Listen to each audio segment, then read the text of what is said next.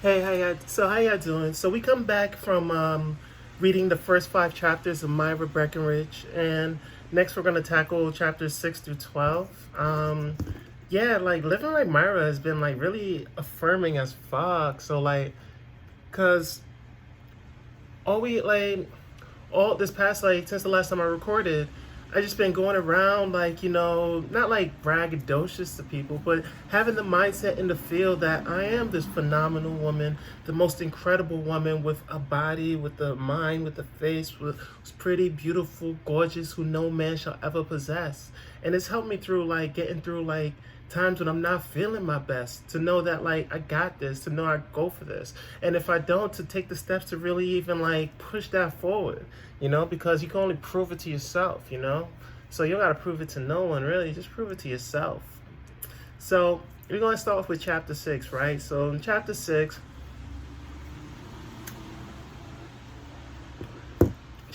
we get introduced to Buck-Lona. Now Buck-Lona represents is the what is that thing? Like when you're like the enemy, but you're of the book, but you're not the antagonist. So Buck is the antagonist. Buck is represents like the patriarchal like method of like yesteryear that like Myra's really trying to break down. That Myra's trying to like take over. So Buck Loner, some backstory. Buck Loner, like so Myra in the book is saying so far we understand that Myra was married to Myron, and that like so like but Myron's what was it, aunt, I believe, like Buck's sister had what's it called, had given Myron the will, like to own the property that Buck is now running a school over, the academy. It's an academy for actors and all that good stuff. So we pick up there, and like Myra is like as the wife of Myron, the will belongs to her. So the property belongs to her, and that property is like worth a lot of money at this point. So we meet Buck, and the book says it's like Buck-Lona is not the man he was when he was the shooting cowboy of radio fame. Movies too.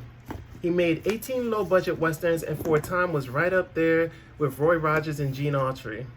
In those old movies, he appeared to be lean and tough with slender hips and practically no ass, to the at which I don't find entirely attractive. I like a curve to the masculine buttocks on the order of, say, Tim Holt and the Magnificent Ambersons. Mr. Holt, incidentally, decrepit or not, has a good time coming his way if Myra Breckinridge should happen to cross his path, as she is bound to do so now that Hollywood is finally, literally, at her feet. Lovely feet with high instep and naturally rosy heels fit for any fetishes. Today, Buck Loner, born Ted Percy in Portland, Maine, is fat, gross, with breasts even larger than mine. He is huge and disgusting and old, and obviously trying to get me into bed, even though I'm the recent widow of his only nephew, Myron Breckinridge, the film critic who drowned last year while crossing over to Staten Island on the ferry. Did Myron take his own life, you will ask? Yes and no is my answer. Beyond that, my lips are sealed. In any case, let us abandon that daydream in order to record the hard facts of this morning's encounter with my husband's uncle, Buck-Lona. Never knew that boy Gertrude had such an eye for feminine pulchritude.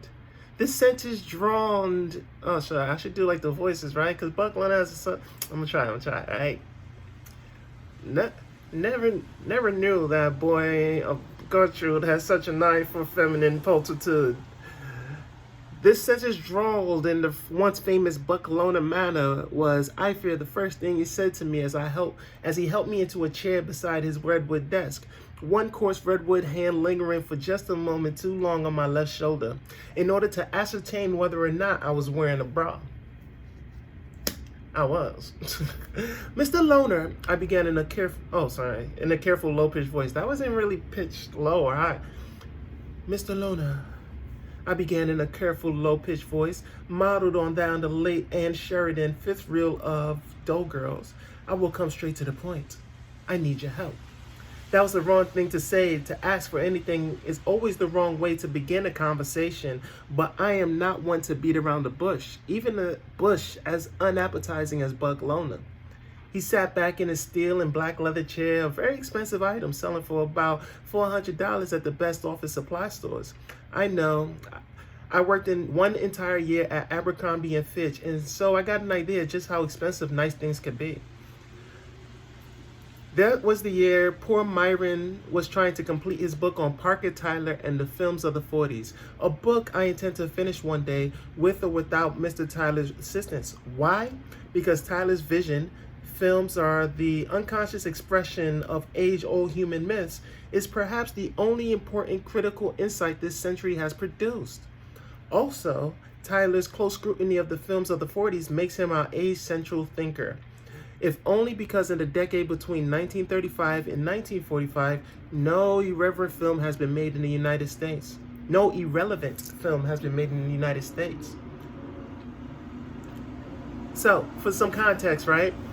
So the films that were made from 1935 to 1945 was Annie Oakley, Bride of Frankenstein, Les Miserables, Reefer Madness, Snow White, Robin Hood, Gone with the Wind, Wizard of Oz, Mr. Smith Goes to Washington, Magnifique, Pinocchio, The Mask of Zorro, Citizen Kane, Dr. Jekyll and Mr. Hyde, Dumbo, Casablanca, Bambi, Stormy Weather, Double Indemnity, The Picture of Dorian Gray, and Sherlock.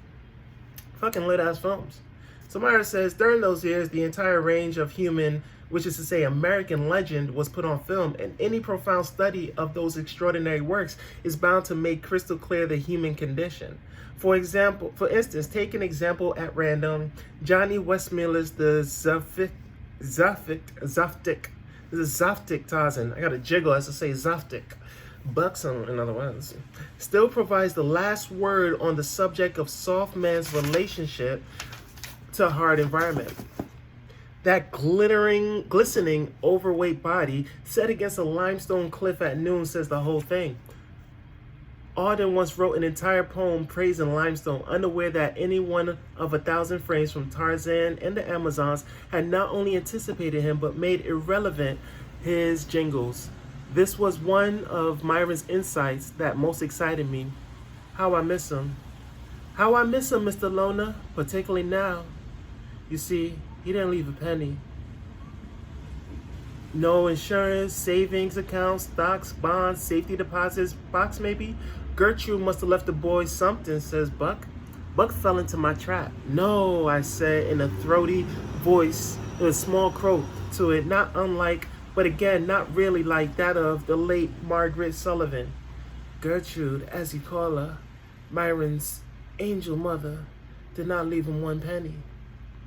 All that she owned on the day she died, Christmas Eve 1966, was a set of bedroom furniture. Everything else was gone. Due to a series of expensive illnesses in the family, hers, Myron's, my own. I won't bore you with the details, but for the last 5 years, we supported 12 doctors. Now Gertrude, your sister, is gone with no one to mourn her at the Frank E. Campbell Funeral Church except Myron and me. Then he died. And now I'm absolutely alone and penniless. During this recital, Buck-Lona directed towards me the same narrow-eyed gaze one detects in those scenes of Brian Donlevy whenever he's being asked a question about Alan Tamaroff. But confident in the efficacy of my ultimate weapon, I merely offered him a sad smile in return. That was my sad smile. That was my sad smile. Wait. Wait, sad smile. Wait, here you go. That was my sad smile. And blinked a tear or two loose from my Max Factor Supreme eyelashes. I looked up at the life-size photograph of the color of Elvis Presley, which hangs behind Buck's desk, flanked by 2 American flags, and began my pitch. Mr. Lona, Gertrude's Myron's mother, a marvelous woman, he began huskily, but no man can outdo me in the huskiness department. No man alive. Gertrude I can't rasp. She rasps. Gertrude. I positively rasped through a Niagara of tears unshed. With her dying breath and one of her dying breaths, we missed a lot of what she said toward the end because of the oxygen tank. But the fact that she cannot wear her teeth, Gertrude said, Myron, and you too, angel girl. If anything happens to me and you never need help, go to your Uncle Ted. Go to Buck Loner and remind that son of a bitch, I am now quoting verbatim, that the property in Westwood just outside of Hollywood, where he has his Academy of Drama and Modeling, was left to us jointly by our father, whose Orange Grove it was in the 20s. And you tell that bastard, you tell that bastard, you know how Gertrude talked those years as a practical nerf left her told, that I have a copy of the will and I want my share to go to you, Myron, because that property must be worth a good $1 million by now. I stopped, as though moved by my own recital to continue. Buck Loner idly stroked the bronze bust of Pat Boone, which serves as the base for his desk lamp. A long moment passed. I studied the office, admired its rich appointments, realizing that half of the ground it stood on, some 50 acres of Westwood's finest residential property, was mine. The proof was in my purse, a photostack of Buck Loner's father's will. Gertrude was always a high-spirited gal ever since she was yay high. He indicated what looked to be a Shetland pony on one finger, a huge diamond glittered. Poor Gertrude must have died horribly. Myron wrote me, great suffering at the end. He smacked his lips, the unmitigated shit. But cool it, Myra, baby, I said to myself, and half of all this should be yours. Sudden daydream, Buck Loner hanging upside down like a fat sack of potatoes while yours truly works him over with a tennis racket strung with copper wires. I never knew Myron, he added, as though this might somehow make spurious the relationship. Myron never knew you. I was deliberately redundant. I mean, he used to follow your career with interest, collected all sorts of stories about you from the old radio times, and of course you were to have figured at some length in one of the chapters of his book, Parker Tyler and the Films of the 40s, and the Transgender Pantheon. I fucked that up. How about that? Buck Loner looked pleased, as well as he ought to be. I suppose my nephew left a will. I was ready for that one. I told him that I possessed 3 wills, his father's leaving the Orange Grove jointly to Gertrude and himself, and Gertrude leaving her share of the Westwood property to Myron, and Myron's leaving his entire estate to me. Buck Loner sighed, but the school's not doing too well. Phonetically, that is not exactly what he said, but it is close. I am fortunate in having no gifts at all for characterizing in prose the actual speech of others. I really don't. Me personally, Martha really doesn't. I can't make impressions at all. And so, for literary purposes, I prefer to make everyone sound like me. Therefore, I shall make no further effort to reproduce Buck Loner's speech, except when something particularly vivid stays with me. And I, Martha, promise to do the same as well. Nothing vivid was said for some minutes while he lied to me about the financial status of the Academy of Drama and Modeling. But of course, everyone in show business knows that the Academy is a huge success, with an enrollment of 1,300 young men and women, all studying to be an actor, singer, or model. Some live on campus, but most live elsewhere and drive to school in their jalopies, a marvelous 40s word that I've heard for the first time in Best Foot Forward. Oh, to have been an adult in those years. The Academy mints money. When Buck had finished his tale of woe, I crossed my legs slowly and deliberately. My skirt was practically mini, my legs divine, and was rewarded by a noticeable increase in Buck's salvation. He swallowed hard, eyes on that triangulated darkness beneath the skirt, forever inviting the question, is it you know what or panties? Let him wonder. No man will ever possess Myra Breckinridge, though she will possess men in her own good time and in ways convenient to her tyrannical lust. In any case, Buck Loner is a three-time married man whose current wife, Bobby Dean, once sang the Claude Thornhill span in the 40s, and is now a passionate Jehovah's Witness, forever saving sinners in backstreets. Gertrude thought her common. Naturally, this is all quite sudden, Myra. I may call you Myra. Even though we had never met then, but then you are my niece-in-law, so we're practically kissing kittens. Oh. There's a crash outside my window. Was a crash in the time I took to write.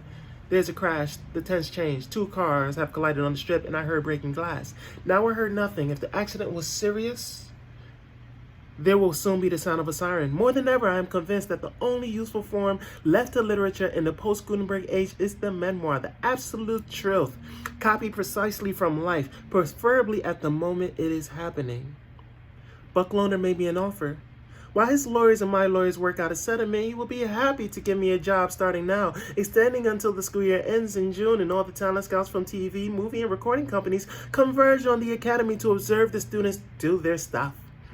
I accepted his offer. Why not? I need a place to live, as well as an entree to the world of the movies. And so what could be better than a teaching job at the academy? I will also enjoy meeting young men, though whether or not they will enjoy meeting me remains to be seen. And the academy is crawling with them, arrogant, cocky youths. Several whistled at me in the corridor as I made my way to Buck Loner's office. Well, they will suffer for their bad manners. No man may jeer at Myra Breckinridge with impunity. Now we have an opening for you in our acting department. That's for movies and TV acting. We don't go for stage type acting. There's no real demand. The theater is finished, I began. You can say that again. It was plain that he was not interested in my theories, which reflect more or less Myron's theories that his century's only living art is the movies. I say more or less because, though I agree with Myron that the films of the 1940s are superior to the works of the so-called Renaissance, including Shakespeare and Michelangelo, I have been drawn lately to the television commercial, which through its rude infancy shows signs of replacing all the other visual arts. But my ideas are not yet sufficiently formulated to record them. Here suffice it to say that the placing of the man in the driver's seat, courtesy of Hertz, reveals in the most cogent way man's internal need for mastery over both space and distance. At never-ending progress that began in the caves of Lascaux and continues even as I write in the Apollo's capsule with its mixed oxygen environment. Fucking boss. Your workload will of course be light. After all, you're a member of the family, and of course I'm taking into account your terrible recent loss, though it has been my experience that work distracts our attention from Greece in its most extraordinary way. While he was filibustering, he was studying a chart. He then scribbled a note and gave it to me. On Monday, Thursday, and Saturday mornings, I am to give an hour course in empathy. Tuesday and Friday afternoons, I teach posture. You seem particularly well equipped to give the course in posture. I couldn't help but notice the way you looked when you entered the room. You carry yourself like a veritable queen. As for empathy, it is the sine qua non of the art of film acting. We sparred with one another, each line to the beat of the band. He's so pleased to have me on the team. And me so happily to be able to work in Hollywood, California. A life dream come true. And, oh, as they used to say in the early 60s, all that jazz. Oh, we are a pair of jolly rogues. He means to cheat me out of my inheritance, while I intend to take him for every cent he's got. As well as to make him fall madly in love, just so at the crucial moment, I could kick his fat ass in. Fulfilling the new pattern to which I am now irrevocably committed. Or as Theotomia said to Hyperion in Holderion's novel, it was no man that you wanted. Believe me, you wanted a world. I too wanted a world and mean to have it. This man, any man, is simply a means of getting it, which is man. There goes the siren. The accident was serious. I stretched my legs. The left foot fall asleep. In a moment, I shall put down the yellow ballpoint pen, get to my feet, experience briefly pins and needles, then go to the window, lift the blind, and see if there are any dead bodies in the street. Will there be blood? I dread it. True. So, yeah, that was like the first of Myra Breckinridge, and I promise that the chapter's a little bit shorter. So, like, that's pretty lit, you know, like, meeting, you know, she meets Buck Loner, and, you know, like, he's immediately, like, hitting on her and shit. You know, you ever been through that shit? meet someone and eventually, like, the first thing they do is just eye you up and down, maybe leave a hand lingering on your shoulder a little bit too long. Shit. As a trans woman, I get asked if my breasts are real all the fucking time. And they are magnificent. I get asked about everything about my body.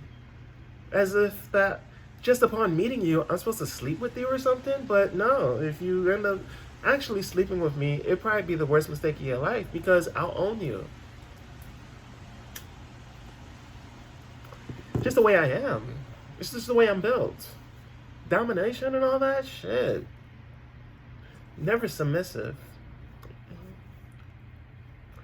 Versatile for the right person. Like how she mentions, she mentions an actor from back in the day. Shit, for me, for a while it was Shannon Tatum. And I know it's not classically Hollywood or anything like that, but, or Ryan, or what's that cat from, or, Wood Harris, it's pretty cool and nifty. And I did just watch Moonlight, and it was, shoot, can't remember his name. Marshala Ali, I think. Oh, yeah. So, like, I'm not into guys and all that. I can relate to Myra. There's some guys, who just do it, especially when they're acting in their role, a certain role that they're playing. I forgot the actor from Driver. Right, it's not Ryan Reynolds. It's the one that looks like Ryan Reynolds. He was in Remember the Titans. He was in Driver. He was in La La Land. Fucking magnificent. Give me like the cast from. Give me the two leads. Well, not the lead. What's it called? Marshawn Ali or the guy from La La Land. And then maybe they got a good time coming their way. But other than that, nah. Save that all for the other ones out there. No arrogance, of course, but it's just no man shall possess me. It's fun, but it's so weird to talk like that, where it's just like having this mindset that like no man should possess me and everything, that I am this, I am that. But shit, self-confidence and self-worth, people, isn't it like required in this kind of life? And I'm not even talking about the trans experience. I'm talking about in life everywhere, to know that you have worth, to know that you have something going on, that you are unique in its way.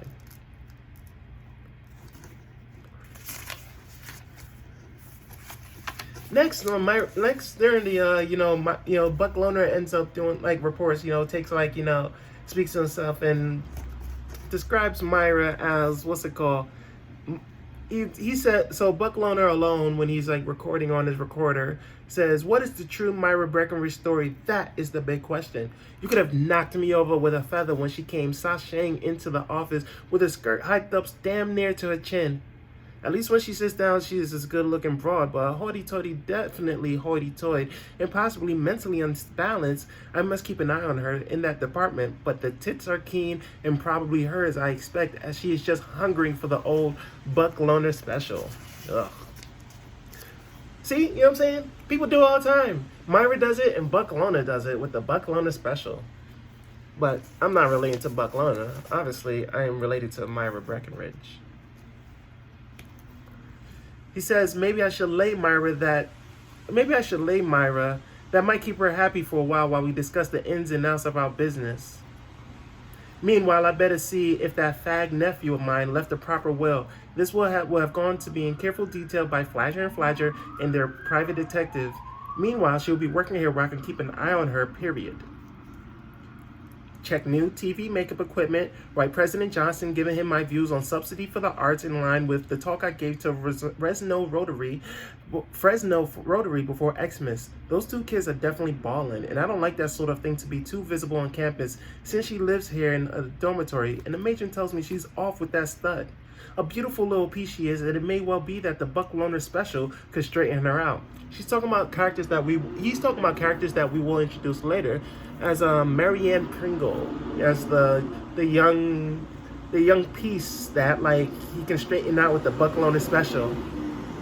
But I must proceed cautiously, like they say, as she is a minor of 18 and naturally drawn to a male minor of 19, 6'2" and built like a stone wall, who wants to be a movie star with sideburns. A nice kid if he stays out of jail, and I hope one day he makes it. But meanwhile, it's his making her that I mind. I mean, what would her mother say? Her work fears about Hollywood fulfilled. I better tell the matron to give her a tough talking to, or back she goes to Winnipeg as an enemy alien deflowered version through no fault of yours truly. Remember to tell the masseuse to come at 5 instead of 6. I'm getting horny as hell talking about the dear little thing from Winnipeg. What's her name? Sally Sue, Baby D, Marianne, that's it, Marianne Pringle. And she's making it with Rusty Godowski from Detroit. Where else a nice dumb Polak who maybe has that extra something that makes for stardom. That masseuse better be good today. So we go into chapter 7. Myra's sitting at her desk writing, right? So she writes, I write this sitting at my desk in the office, like I just said, to which I have been assigned in the west wing of the main building of that must be an incredible, valuable piece of real estate. I spent the last few days prowling about the academy, and it's a most expensive creation, worth millions, I should say, and half of it is mine. Or at least half the ground it stands on. I have already contacted a good lawyer, and presently he will surprise Buck Loner with my claims. Our case, I am assured, is airtight. I find Buck Loner to be something of an enigma. No man can be as cheerful as he seems, as desirous as creating love as he says he is. Yet it is true that oceans of warmth flow through from him to all the students, quite indiscriminately, and they seem to adore him, even those who are known hippies and mock everyone. The argot is rich out there and slightly repellent. Teenagers, already a ghastly word, are known as teeny boppers. Reluctantly, I find myself admiring the man, monster though he is, but then I shall soon break him to my will. Is there any man alive who is a match for Myra Breckinridge? Pretty good thing to wonder. Is any man alive a match for Martha? As I sip my Corona, which we are not sponsored by. Honestly, that was like the only thing I had to drink. I didn't go grocery shopping, but then I had like an event. I hosted an event on Monday, so I bought some beers for the event. So like that was what was left. So like I was just like, shoot. I didn't have any juice or any water or soda, so I was just like, yo, break this beer a little bit early. Keep the vocal cords warm and shit, you know? Even though I don't like Corona, spent all night having to go to the bathroom. Shit was annoying. Shit. I'm sitting here on the windowsill because I went the trans flag in the video, and it's like super uncomfortable. This hair is like also killing my head. In the eyes too. I can't even see a damn thing. But who needs to see, I suppose? People who need to see. I guess drivers. But I digress. So in chapter 8, which I will not read the whole entire thing, you know, because like it talks about her on her bus on the way to Culver City, and you know, seeing Hollywood for the first time. You know, I was born to be a star and look like one. You know, like that's what, you know, and she's in her rightful kingdom, you know. And so it's a little bit, you know, about like, you know, how, you know, her going to Hollywood and seeing it, meant to be a star, you know. And sometimes like I feel the same way, you know. I think that's why I do these YouTube videos, you know, and like post and like take pictures and shit, you know. You know, like I love the idea of just stardom, of like being in front of the camera, and like, you know, it's scary because you don't want to be on camera and just be like, you know, used and shit. You know, like I posted shit and I've gotten dick pics in return, so that means people use this as a manner of like getting off. But like, isn't that like stardom? Put something on a magazine and wank off to it or something? Masturbate to posters of Raquel Welch? I just heard a podcast about from The Ringer about Shawshank Redemption. So Raquel Welch, the star of the movie of Myra Breckinridge, is on my mind just a little bit. So like that's how I felt like whenever I go to like 42nd Street, right?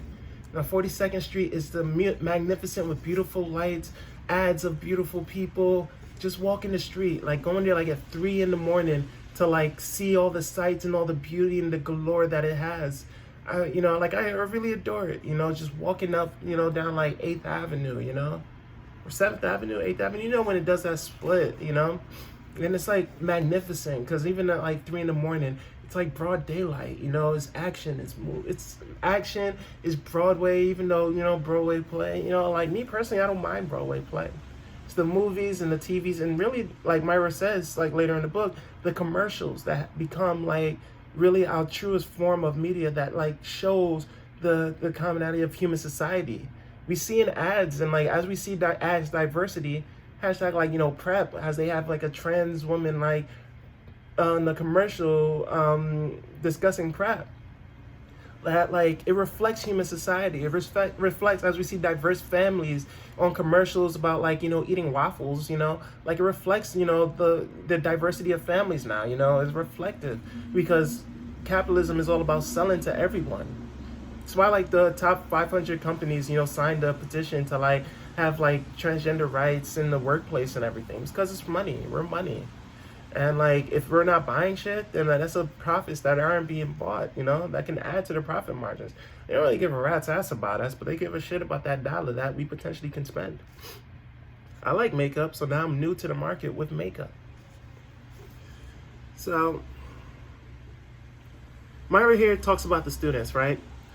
What to make of the students? She writes, I have now taught 4 classes in posture, how to walk gracefully and sit down without knocking over furniture, stuff that I kind of need to learn, and 2 in empathy.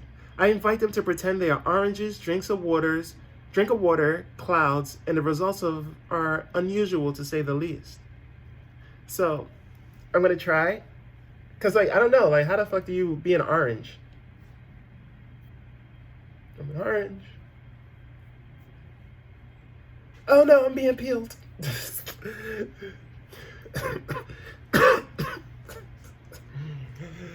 I'm a drink of water. And what was it? Clouds. Oh, clouds. But how the fuck do you be an orange? You just sit there? Maybe like someone tips you and you just roll? Alright, so though I have nothing to do with the speech department, I cannot help but notice what difficulty most of the students have in talking. The boys tend to bark while the girls through their noses. Traditional human speech seems to have passed them by. But then one must never forget that they are the first creations of the television culture, which began in the early 50s. Their formative years were spent watching pale gray figures, no blacks, no whites, significant detail, more upon a 21-inch screen. As a result, they are bland and attentive, responsive only to the bold rhythms of commercials. Few can read anything more complex than a tabloid newspaper. As for writing, it is enough that they can write their name or autograph, as they are encouraged to call it, anticipating stardom. Nevertheless, a few have a touch of literary genius that never dies out entirely. Witness the obscene graffiti on the Ben's bathroom wall, which I strayed in by accident the first day and saw in large letters every one of the urinals, "Buck sucks." Can this be true? I will put nothing past the man who traffics so promiscuously in love, not knowing that it is hate alone which inspires us to action and makes for civilization. Look at Juvenal, Pope, Billy Wilder. You know what I'm saying? So, which is kind of lit, actually, you know, because like that's kind of like society today. Everything's on like small screens and everything, you know, like even like so like when I grew up, like what, it was like the sitcom, and like I guess people talked about like sitcom manner. But now like when after the TV show like what, like Scrubs like came out, that like the laugh track was replaced by like silence and implied laughter. You know, people like talk with like to leave jokes hanging in the air to get turn people to think about it. It really is kind of fascinating the way people change. And now as screens get smaller and everything, and then like and how we watch them is different. Mobile, we're now mobile communicators. Reading everything in a blog. No time for articles, right? Everything's a quick snapshot and everything. Or Instagram post with a quick story at the bottom. Or at least a story describing what someone read.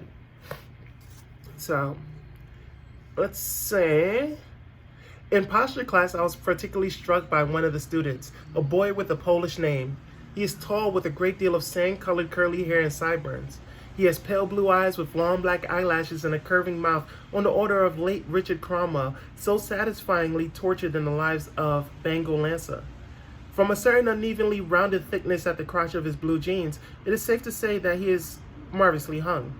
Unfortunately, he is hot for an extremely pretty girl with long straight blonde hair, dyed, beautiful legs and breasts reminiscent of Lupe Velez. She is mentally retarded. When I asked her to rise, she did not recognize the word rise, so I had to ask her to get up, which she understand.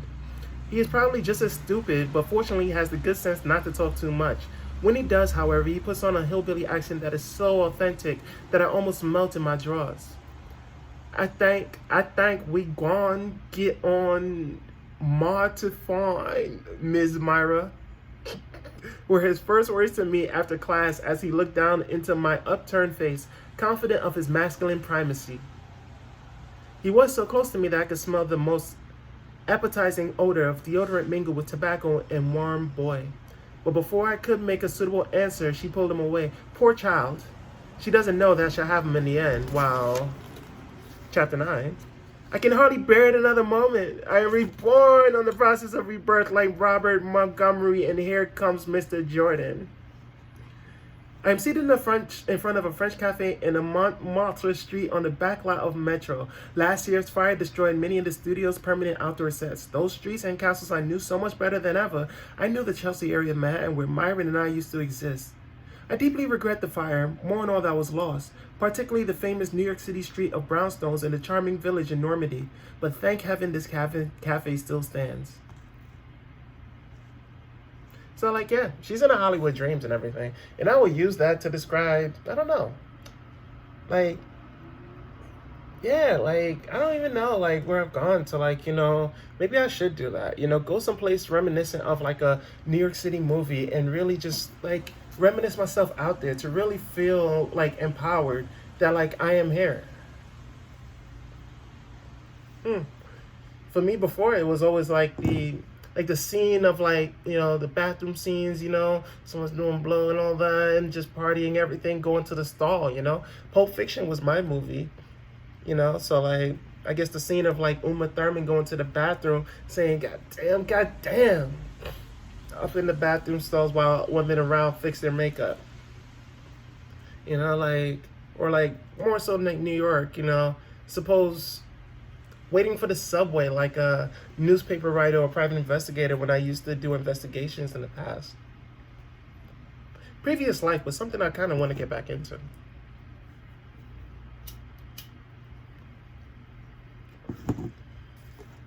So maybe I should see like more New York City icons to really get immersed in New York City.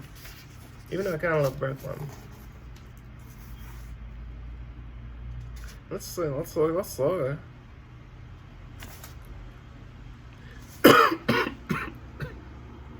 So we go into chapter 10. Seated at their table in the academy cafeteria, it is 3 weeks to the day since I arrived. People want to sit with me, but I graciously indicate that I would rather make these notes. They respect my writing at odd times in public places. There's a rumor that I am with the CIA. While waiting just now to be served today's lunch specialty, a chili con carne that looks suspiciously like gravy train, a concentrated dog food which California's poverty-stricken Mexicans mix with their beans, I notice, as always, with a certain pleasure, the way the students go about playing at stardom. A fantastically beautiful girl named Gloria Gordon holds court at one table, wearing a silver lame evening gown cut to the navel, while rock and roll singers do an impromptu number in the center of the room to the delight of the Western stars in their boots and chaps, a pleasure not shared by the motorcyclists in their black leather, bedecked with swastikas and chains, and radiating hostility. So unlike the Easterners who are solemnly catatonic in their Brooks Brothers suit and button-down collars, each clutching an empty attaché case, the students regard the Easterners respectfully as being the farthest out of all they are, repeatedly the drug takers. Of course, all the students smoke pot and experiment with LSD, but only a few mainline. And of course, those few, the Easterners, to a man, are thought to be totally hooked. Let's see. They are an anonymous blur, even to themselves, which explains their fitful, mindless shuffling of roles. In the morning, Gloria will wear a silver lame gown, complete with Marion Hopkins' cocktail shaker. In the evening, her ensemble may constitute of leotards and a sunbonnet. It is easy for these young people to be anything, since they are so plainly nothing, and know it. Their metamorphoses, however, seldom involve more than a change of clothes, and the affecting of certain speech mannerisms appropriate from Western or Eastern stars of television series, literally sprinkled with jokes told late at night on television by nightclub comedians. Shit, that really is the scene, isn't it? My missus is normal, particularly in youth, and my only demur is that today's models are by and large debasing. In the 40s, American boys created a world empire because they chose to be James Stewart, Clark Gable, and William F. By imitating godlike, autonomous men, our boys were able to defeat Hitler, Mussolini, and Tojo. Could we do it again? Are the private eyes and denatured cowboys potent enough to serve as imperial exemplars? No.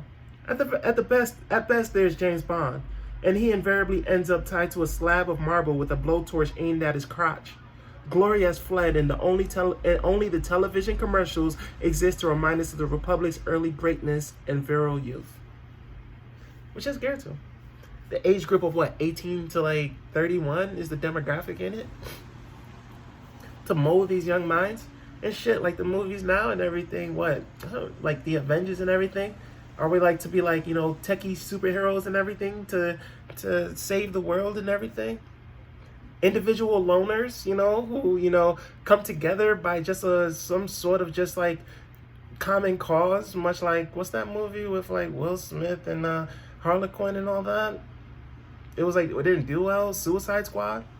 We come together and be friends despite all our differences and all that stuff. And yet we go to war with each other. Shit don't make sense. But that's the movies they show. And we all come together for a final conflict. The Cold War, the Avengers, Fuck all that shit. The Captain America, the loner Hulk who gets angry and flips out but is really a docile soul. Hawkeye and his bow and arrows. Shit. Scarlett Johansson, the Scarlet Witch. Scarlet the Black Widow. So distantly, but attracted to the Hulk. And the Scarlet Witch. These are, what was it, our randos, a flock of friends of diverse cultures. That's the way we are now.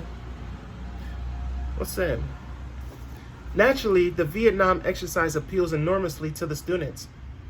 Says one of them, if we don't stop them there, where they are now, they'll be right here in LA. To which I answered, this city could not be worse run by the Chinese than it is run by the present administration. And frankly, if the Chinese could be persuaded to take on the job, which is doubtful, I think we should let them. Since that exchange, Myra Breckinridge has been thought by some to be a commie. Not the worst thing to be known as since at the academy, since the students are scared to death of communism. Man, they make you work? And so regard any alleged conspirator or sympathizer with awe. Which I like. As for the theory of communism, they have not a clue. In fact, the only book any of them have read is something called The Green Beret, a jingoistic work written in the spirit of Kipling with the art of Mickey Spillane.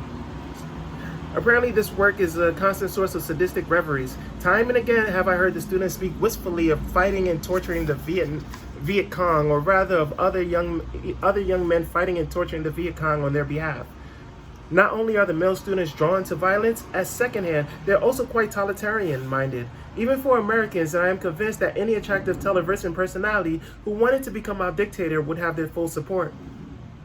As usual, I am ambivalent. On one hand, I am intellectually devoted to the idea of the old America. I believe in justice. I want a redress for all the wrongs done. I want the good life, if such a thing exists, accessible to all. Yet emotionally, I would be only too happy to become a world dictator, if only to fulfill my mission. I quote, the destruction of the last vestigial traces of traditional manhood in the race in order to realign the sexes, thus reducing population while increasing human happiness and preparing humanity for its next stage. No doubt this tension in me constitutes my uniqueness and genius. Certainly everyone senses. Students flock to my lectures, craving my attention and advice. They giggle, fascinated and frightened at what I say. They sense my power, particularly the boys who are drawn to it, even though as they fear it. Of course, these students are not entirely typical of the nation. They are somewhat stupider than the average, while simultaneously rather more imaginative and prone to daydreaming. Like most members of the lower class, they are reactionary in the truest sense. The unfamiliar alarms them, and since they have no experience outside of what Dr. Montag calls their peer group, they are consequently in a state of near panic. Most of the time, reacting against almost everything. It was Myron who observed in 1964 that all the male hustlers were supporting Goldwire for president. He wrote a fascinating analysis on this phenomenon and sent it to the Americans for Democratic Action, but received no reply.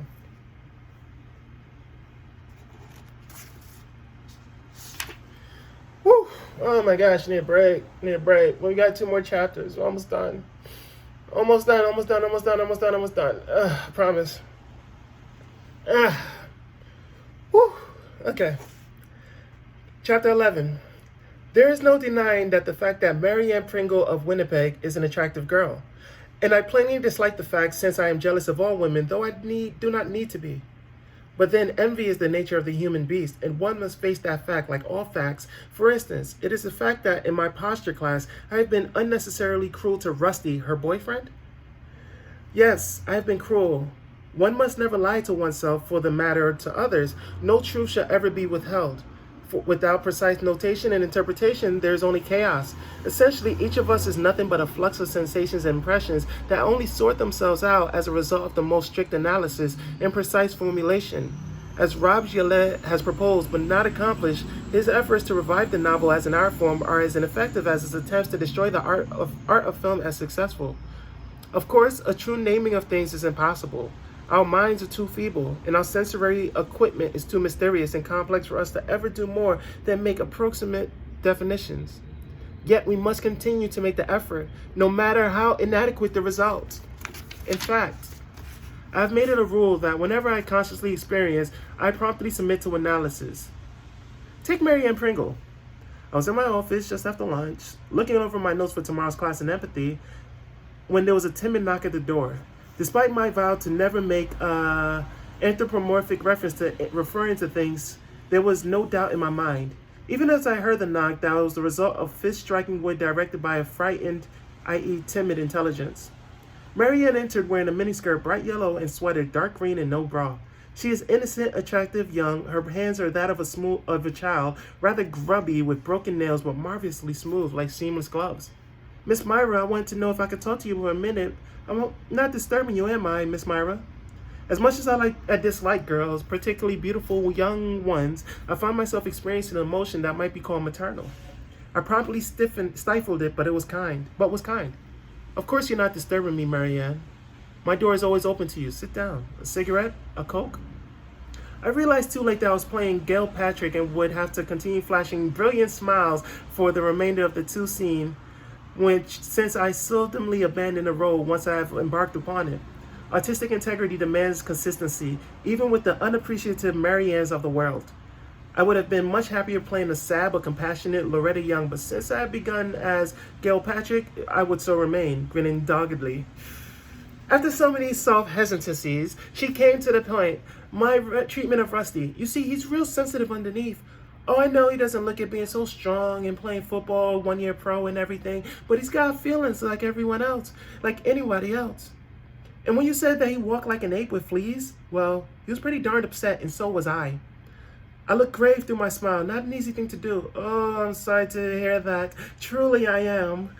I only wanted to help, and he does have terrible posture. It's this old football accident he was too shy to tell you about, which he broke 4 ribs and which they healed in a sort of asymmetrical? That's right, sort of curved to one side. I mean, it's noticeable except when he's nervous trying to walk straight and you're staring at him and picking on him. You make me very ashamed, Marianne. I sound extraordinarily sincere, even to my own ears. He seemed like such a strong, confident young man that I never dreamed he was so sensitive. Well, he is about some things like that. Marianne looked so forlorn, so touching, so young, so entirely attractive that it was all I could do to keep myself from taking her in my arms, a gesture bound to be misinterpreted. Instead, I assured her that I would try to curb my natural impatience in the future.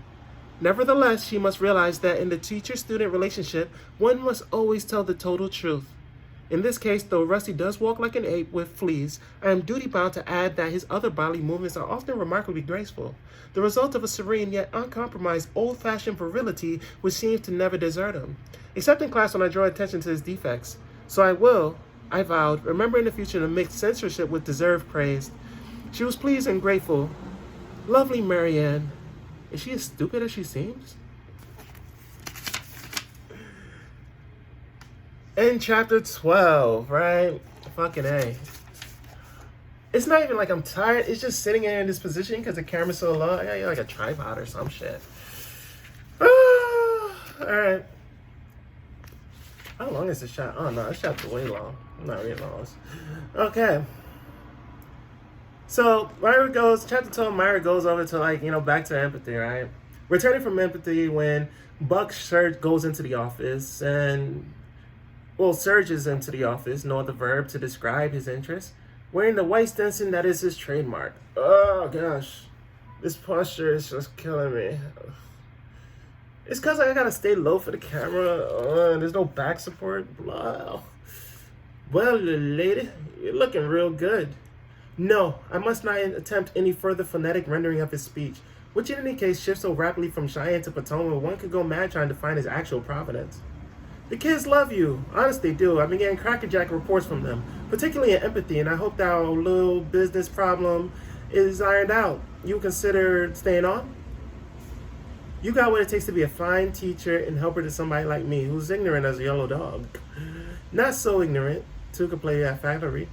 By the time I'm finished with Blood Cloner, he won't have the proverbial pot to piss in, or my name is not Myra Breckinridge, at whose feet the proudest men have groveled, wincing beneath the lash of her scorn, whimpering for a chance to hold in their close arms my fragile, too lovely for this world, at least their world. I am woman. Body, I am woman. Oh, okay, sorry. Beneath the lash of her scorn, whimpering for a chance to hold in their coarse arms my fragile, too lovely for this world, at least their world, body. I am woman. But I will say that after a week of, this part is lit. I will say that after a week of getting to know your students, I realized at last what overpopulation means. The brains have been bred out of their current generations. They are like local oranges, all bright appearance and no taste. I meant to wound, I did. Buck sat back in the chair as though I had struck his great, golden, autumnal moon face. Why, that's very, very unfair, Myra. Very, very, very unfair indeed. He seemed at a complete loss how to begin a defense. In any case, I didn't give him any time.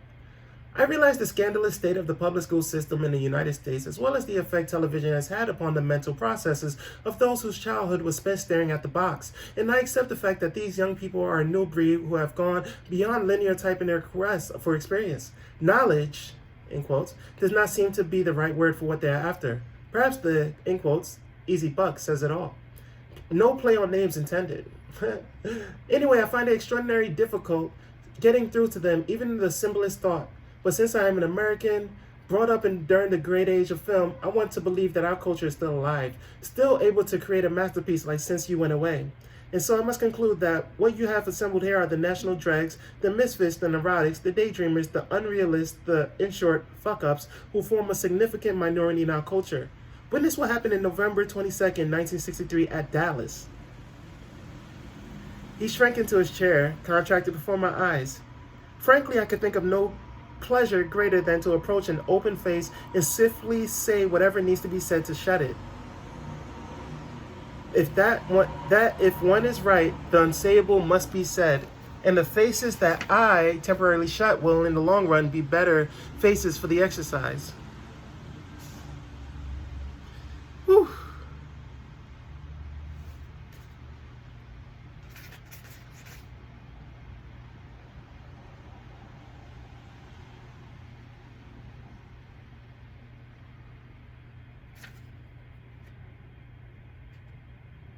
Yeah, I'm done.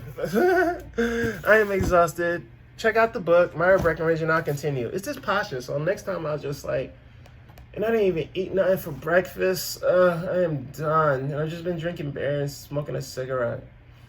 Shoot, that shit's true, yo. American kids today are fucked, you know? No more reading, everything's a blog post and everything, but shoot, they said the same thing about my generation, right? They probably said the same thing about Myra Breckinridge's generation, too. Everyone says that generationally, you know, like youth is wasted on the young and all that good shit. But, you know, fuck it, you know, it is really cool. It's real key, you know, to have that mindset, you know, that for example, I'm as sweet as they come, right? And a lot of times, someone's doing something stupid, I'm not gonna interrupt them. One, maybe because personally, I think if someone's doing something stupid, let them do something stupid. Who am I to judge what stupid is? But something needs to be said. Say it swiftly to shut the door so they'll be better in the long run. This is Martha, Trans Radical Rationale, checking out Myra Breckinridge. Wish I could have ended it a little bit stronger, so I don't know what I'll end off with. Maybe some Myra-isms. I'll give you some Myra-isms, right, to go away with. To ask for anything is always the wrong way to begin a conversation, but I am not one to beat the bush. 2. Confident in the efficacy of my ultimate weapon, I merely offered him a sad smile in return and blinked a tear loose from my May Factor Supreme eyelashes. 3. More than ever, I am convinced that the only useful form left to literature in the post-Gutenberg age is the memoir, the absolute truth, copied precisely from life, preferably at the moment it is happening. 3. The theater is finished. This century's only living art form is the movies. 4. Page 18, because I ran out of paper and ink. La da da da. It's the Myra Breckinridge part hour, where you get to hear some Myra Breckinridge isms, hosted by Martha. Oops. Okay. La la la. Oh. As Diatoma said to Hyperion in the Hyderland novel, it was no man that you wanted. Believe me, you wanted a world. I too want a world and mean to have it. This man, any man, is simply a means of getting it, which is man. 4. I've been drawn lately to the television I've been drawn lately to the television commercial, which through its rude infancy shows signs of replacing all the other visual arts. But my ideas are not yet sufficiently formulated to record them here. Suffice it to say that the placing of the man in the driver's seat, courtesy of Hertz, reveals in the most cogent way man's internal need for mastery over both space and distance, a never-ending progress that began in the caves at Lascaux and continues even as right in the Apollo capsule with its mixed oxygen environment. What was it, 6? Oh, that was 7. Shoot, bugging. Losing counts because I'm getting tired. As a spiritual child of the 40s, I cannot give my immature to this sort of behavior. She's talking about drugs. The drug taker is a pacifist, and I am an activist. Yet to be fair, how can the average person make a meaningful life for himself in an overpopulated world? There's very little interest for him to do in the way of work. While sex is truly absorbing only for those who possess imagination as well as means, with these young people, one has the sense that they know instinctively that there are plenty more where they came from, and so why fuss? They'll be gone. They'll soon be gone. Their places taken by others so closely resembling them that only a mother's eye can tell the difference. Cool. Someone. Glory has fed, and only the television commercials exist to remind us of the Republic's early greatness and virile youth. What was that, 8?